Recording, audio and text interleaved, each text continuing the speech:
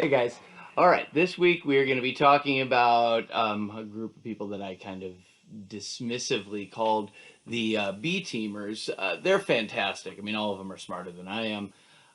And what we're going to deal with this week, I'm going to do it a little bit out of order from what the reading has, because I think it makes a little bit of a little bit more logical sense, even though it's a little bit not chronological. We're going to start with George Herbert Mead. We'll move on to Georg Simmel, and we'll finish up with Thorstein Veblen. We're going to start with Mead because he is going to he's going to be hopeful after Max Weber and his just morose like despair. Mead's going to see history a little bit differently, so I want to start with him. It's going to be a brief little bit of optimism before we go into Georg Simmel, who's going to be kind of pessimistic as well. And then Thorstein Veblen is going to really kind of start moving us into an analysis of a world that we're going to be really familiar with. He is going to look at capitalism like Marx did, but he's going to go after, he's going to separate out, instead of thinking about workers and capitalists, which is, familiar, but not exactly the way we think about our life. We don't generally think, generally speaking, think about capitalists so much as we think about people who are in business leaders, executives who are making decisions. And that's a group that Thorstein Veblen is going to eviscerate. I mean, he is going to lay into them, call them parasites and wasteful. So those of you who have a little bit more of a socialist bent will kind of like Veblen. But we're going to begin with Mead. Another reason that it is sensible for us to begin with George Herbert Mead is, in this course, there are, I think I've mentioned this before, there are four crucial topics that I have to cover, and then everything else is kind of free game for me. The four are Marx, Weber, Durkheim, and symbolic interactionism. Now, we're not going to get to symbolic interactionism until I think week 9. But George Herbert Mead is sort of the founding father of it. Max Weber talked about symbols, and he talked about meaning, and he talked about actors as being people who create meaning and then act based on that. But George Herbert Mead is going to, like, his whole thing is going to be in that sort of microscopic level. So it makes sense for us to start with Mead because we're kind of coming off of the big three, and he's going to foreshadow the fourth of our big topics. So central figure in terms of the development of symbolic interactionism. He's really the founding father of it, although Herbert Blumer is the guy who's going to popularize it. Importantly, though, even though he is going to be kind of this proto-symbolic interactionist, so proto-micro-sociologist, everything, and this is an important point because it's easy to get lost in this once we start going into Mead. Everything that he talks about assumes the context of a group. So he's not going to be thinking, well, Durkheim kind of talks about how these beliefs kind of get created from our interaction. Mead is going to say, yeah, interaction is going to be crucial. That's where we're going to focus our attention. But interaction happens in the context of an already established group. So yes, he's interactionist-y, but he also presumes that there is this group. It's not like babies coming together and starting to interact and then society kind of explodes out of that. Individual thought, action, and interaction. Those are his three big concerns. I think we're going to deal with all of them. Thought, action, and interaction are to be explained in terms of the group. Okay, so I want to try to get Mead done in 3 videos. We'll see if that works out. So I'm going to go straight into, that's his intro. We're going to go straight into the source of society for him, or the source of our social interaction.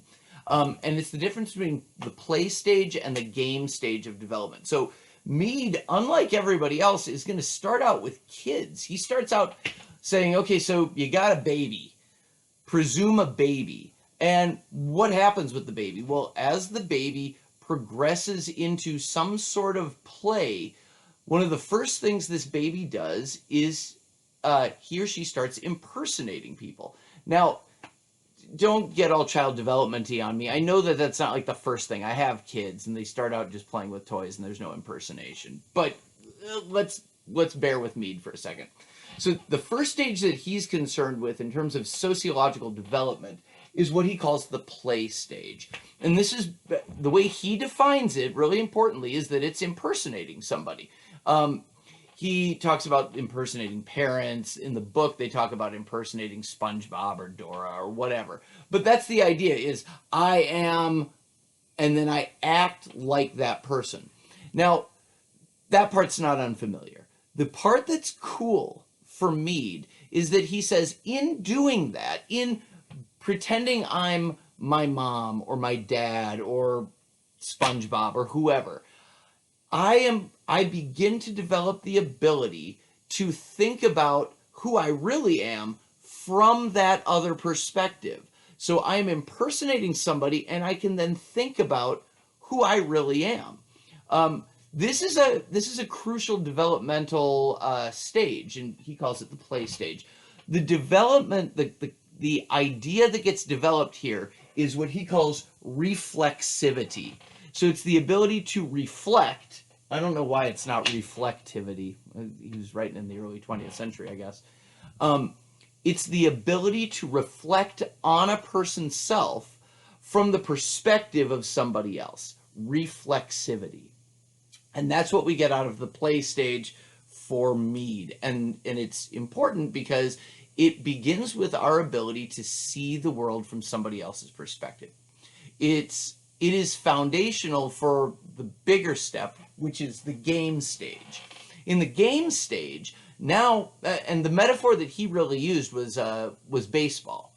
He said, if I'm the pitcher, in order to effectively play baseball, I have to be able to not just think about, well, what's the catcher's perspective on this? I have to think about, well, what's the first baseman's perspective? What's the shortstop's perspective? What is the perspective of the guy who I just walked and is now on first base? What might he be thinking? What might he be thinking about me? Is he thinking that my delivery is slow enough that he can steal second? Is he thinking that I'm going to try to pick him off first? And so this is baseball. This is a soccer coach trying to explain baseball. But the idea here is I have to have not just one person's perspective. I don't just mentally inhabit one other person. I mentally inhabit multiple other people at the same time in the game stage. In doing this, I develop the ability to take the attitude not just of one person, not just of multiple people, but of the entire team. And this is the crucial step. We develop the attitude of the generalized other. The generalized other means the attitude of the entire team, or, once we get off the baseball field, of the entire group, the entire school, the entire corporation, the entire society. I develop the ability to think about myself from everyone's perspective. Now, if you are, I want to pause just for a second on Mead to consider that this is pretty similar. I don't think it's identical, although the two people didn't, talk about each other a ton.